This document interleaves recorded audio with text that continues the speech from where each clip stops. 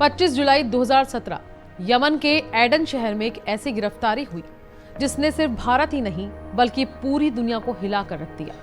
Yemen police ने केरल की रहने वाली एक भारतीय नर्स निमिशा प्रिया और उसकी दोस्त हनान को एक यमनी नागरिक तलाल अब्दो मेहदी की हत्या के आरोप में गिरफ्तार किया।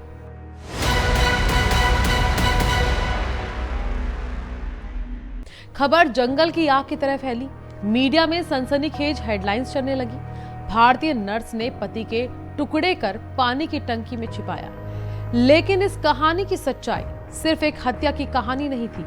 ये कहानी थी भरोसे के टूटने की, शोषण की, कानून के जाल में फंस जाने की और एक ऐसी महिला की जो बेहतर जिंदगी का सपना लेकर विदेश गई थी, लेकिन धीरे धीरे एक ऐसे अंधेरे में धकेल दी गई जहां से निकलने का रास्ता उसे दिखाई ही नहीं दिया।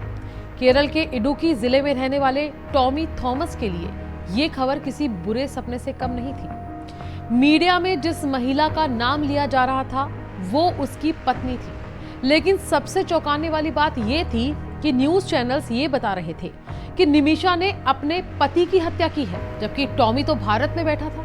आखिर ये तलाल मेहदी कौन था और क्यों पूरी दुनिया उसे निमिशा का पति बता रही थी? जानते हैं क्रिमिनल माइंड्स में। मैं हूं प्रियंका।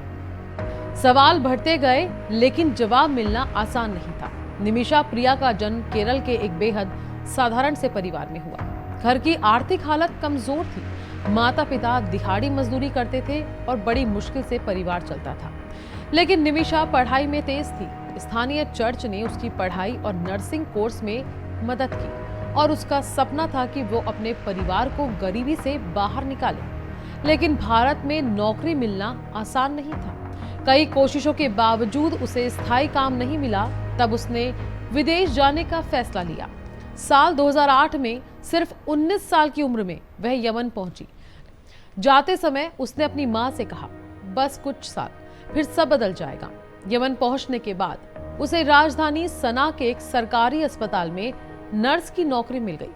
मेहनती स्वभाव और मरीजों के प्रति उसके व्यवहार की वजह से लोग उसे पसंद करने लगे। धीरे धीरे उसकी कमाई से घर की हालत सुधरने लगी। कुछ साल बाद परिवार ने उसकी शादी टॉमी थॉमस से तय कर दी। शादी के बाद दोनों ने यमन में साथ रहने का फैसला किया। टॉमी वहां इलेक्ट्रीशियन का काम करने लगा और निमिशा एक निजी अस्पताल में नौकरी करने लगी। दिसंबर 2012 में उसकी बेटी पैदा हुई। परिवार बढ़ा तो खर्चे भी बढ़ने लगे। टॉमी की कमाई सीमित थी।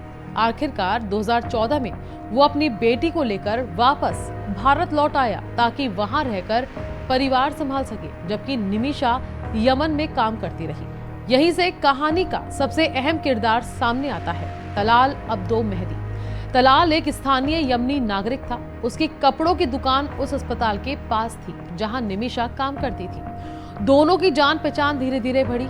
जब निमिशा ने खुद का क्लिनिक खोलने का सपना देखा तब यमन के कानून के मुताबिक उसे किसी स्थानीय नागरिक की जरूरत थी जो बिजनेस पार्टनर बन सके। तलाल ने मदद का हाथ आगे बढ़ाया। शुरुआत में वह भरोसेमंद इंसान लगा। उसने क्लिनिक सेटअप करवाने में मदद की। टॉमी भी उस पर भरोसा करने लगा। यहाँ तक कि तलाल भारत आया और टॉमी के घर में मेहमान बनकर रहा। परिवार ने उसे अपने सदस्य जैसा सम्मान दिया, लेकिन शायद किसी को अंदाजा नहीं था कि यही इंसान आगे चलकर उनकी जिंदगी तबाह कर देगा। 2015 में यमन में गृह युद्ध शुरू हो गया। हालात खराब होते गए। भारत सरकार ने अपने नागरिकों को वापस बुलाना शुरू किया। हजारों लोग यमन छोड़कर चले गए, लेकिन निमिशा नहीं गई। उसने क्लिनिक खोलने में कर्ज लिया था। वे सब कुछ छोड़कर नहीं जाना चाहती थी। यही फैसला उसकी जिंदगी का सबसे खतरनाक मोड़ बन गया।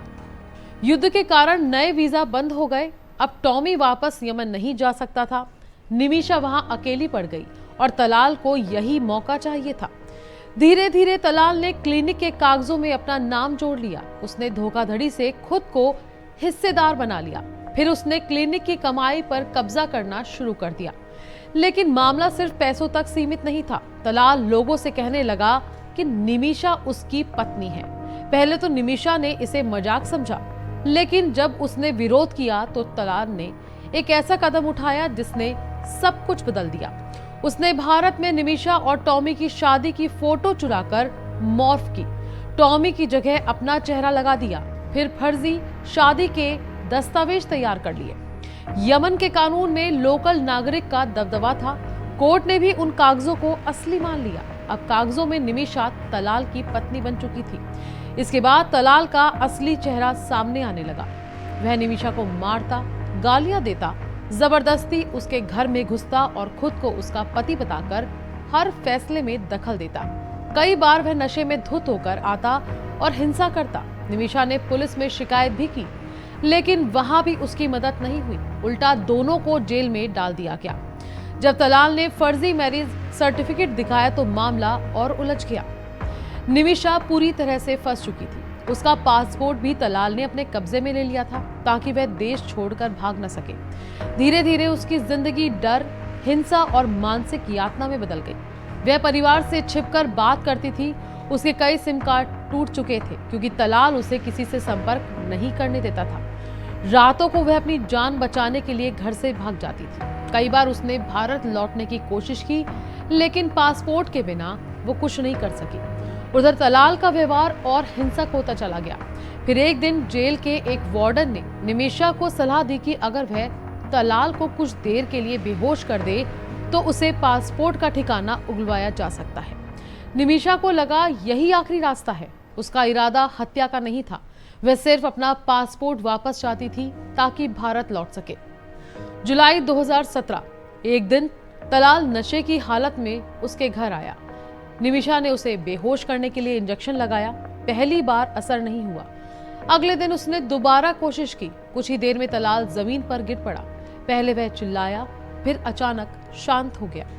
जब निमिषा ने उसकी नब्ज देखी तो वो रुक चुकी थी। वो घबरा गई। उसे समझ में ही नहीं आया कि क्या करे। उसने अपनी दोस्त हनान को बुलाया।